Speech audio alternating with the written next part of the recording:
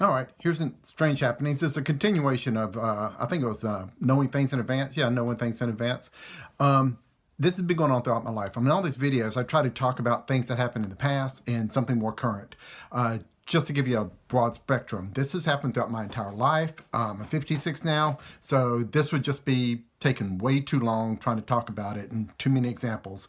I'll talk about a couple of more examples here for knowing things in advance. One of them, one it kind of scared me a little bit. This was about a year ago. I knew my father was going to be in a wreck and possibly hurt somebody else. I tried to talk to him about it to get him. I actually tried to get him to stop driving because it was going to be a car wreck. And I tried to get him to stop driving. Of course, it's ridiculed and no way he's going to do that. It's just not going to happen. But I felt strong enough that something I never do is I usually don't, well, usually I never tell people in advance because you are going to get ridiculed. So if you're like me, somebody in my family, you can just expect some of this to happen. People aren't going to believe you. They're not going to take you seriously. Nothing like that. It always happens.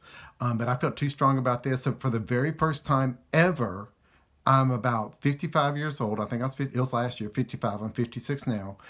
I wrote since my dad wouldn't listen, I wrote a text to all my brothers and sisters. I wrote a text to my mother and a text to all of my dad's brothers and sisters. And I sent a text out in as generalist terms as I could that he should stop driving. He's going to hurt somebody. And the reason I wrote it in general is because I was terrified. I was scared, really, to put this in writing, to put this out there, because I've kept this part of my life secret from everybody.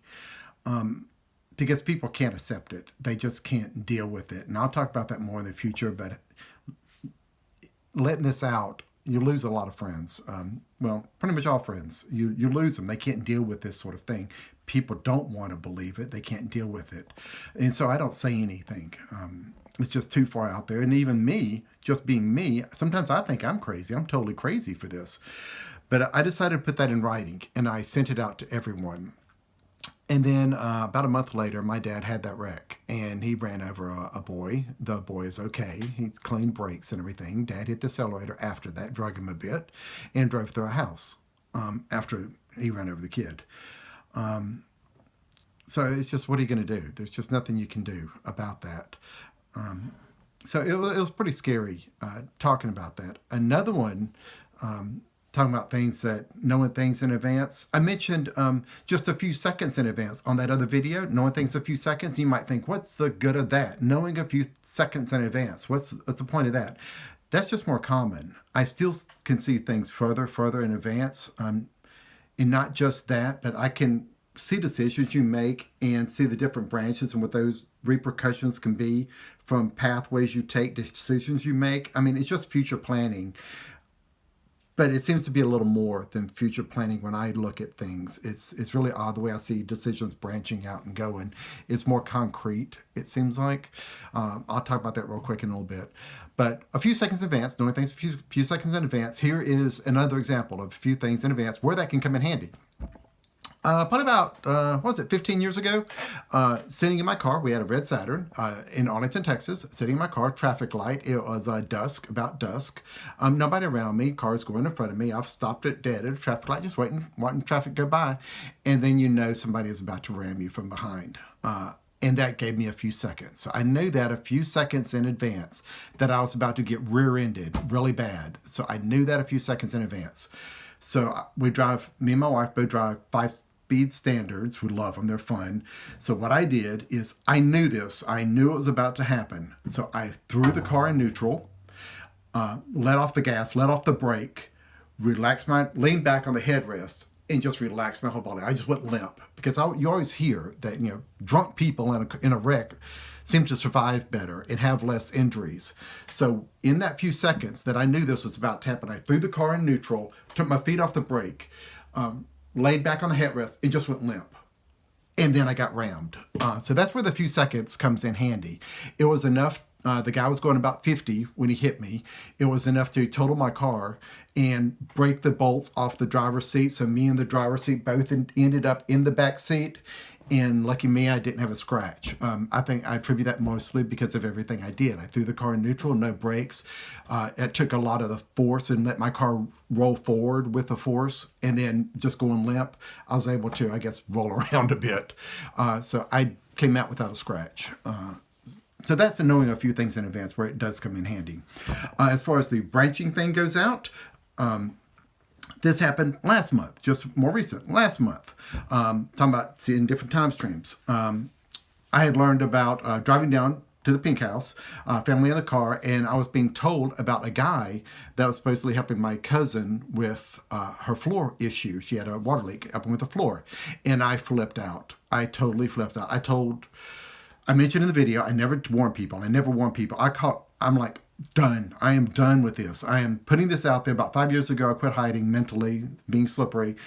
And so I called her up and I just went off on her. It's like, you have got to get this guy out. You have got to. He's evil. He's bad. I can feel him from here.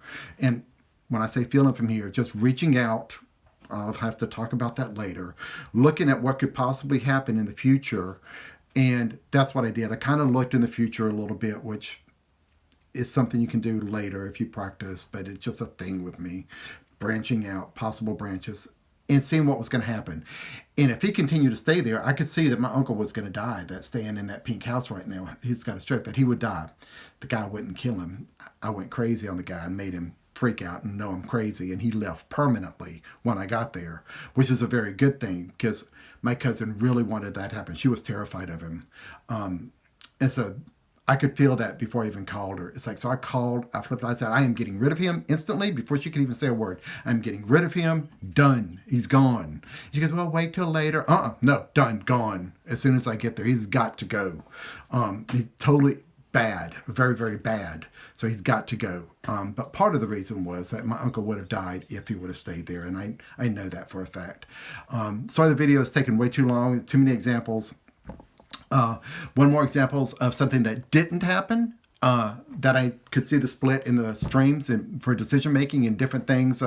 If you're able to do things kind of like me, family member, whoever, way back in, my father was being investigated by the FBI for embezzlement. He didn't do anything. It went to court. I could get into some of that other issues.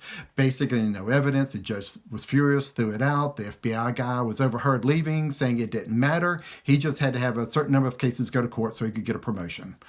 It didn't matter win or lose. He just wanted to ruin someone's life and have it go to court. That was it. And my dad won. It was because it was total BS. But anyway, at the beginning of that, what my family members don't know is I could have stopped that from the very beginning. And I knew I could have stopped that. I could have changed circumstances and done something and stopped it from happening in the first place. And everything would have been fine. Dad's friends would have been fine. And I could have stopped that. But when I looked forward ahead and kind of in the future, I might talk about this in the future, but the time stream splitting, this is the way the dad with the trial and the FBI and all that happened went this way, and that's what happened. I could have changed it and it would have split off, time would have split off and gone down this, I would have gone in this direction instead. However, my youngest sister would have died. Sorry, younger sister, if you're seeing this, that was a decision I made way back then. I know it sounds totally BS and crazy, but I could have stopped that, Dad, with the whole embezzlement and FBI thing. But if I did, you would have died and your two kids would never have been born. And I saw that. And so I made a choice. It's hard. It's really hard to make that kind of choice. At the time, I knew I could do it, and I made a choice for Dad to go through that and keep you around. It's weird, these weird choices, but that's kind of this knowing things in advance. Sorry, the video is way too long already. I may have more examples. There's tons. It continues on forever. So family member, whoever, if you're like me, this stuff does happen, and sorry if you have to deal with it, but just take one step forward and keep moving on. Keep moving forward.